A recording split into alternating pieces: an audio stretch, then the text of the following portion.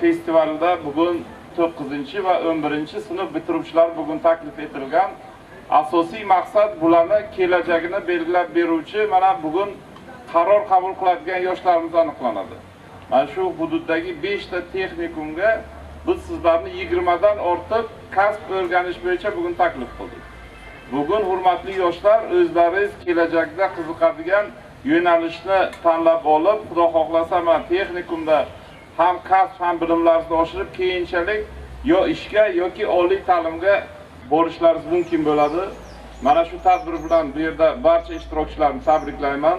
Niyatimiz bironta yosh ishsiz qolmasin, bironta yosh ko'chada qolmasin.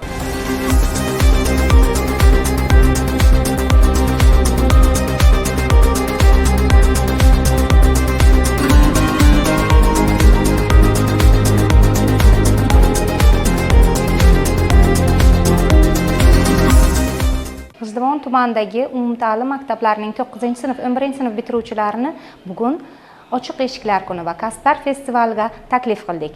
Barcha o'quvchilar o'zlarining kelajakdagi kasb va hunarlarni egallash uchun imkoniyat yaratildi. Yurtboshimiz ta'kidlagandek, har bir yosh o'zining kasb va hunar egasi bo'lishi yoki bir kelajakdagi o'zini tadbirkorlik ishini olib borishi uchun keng imkoniyatlar yaratildi.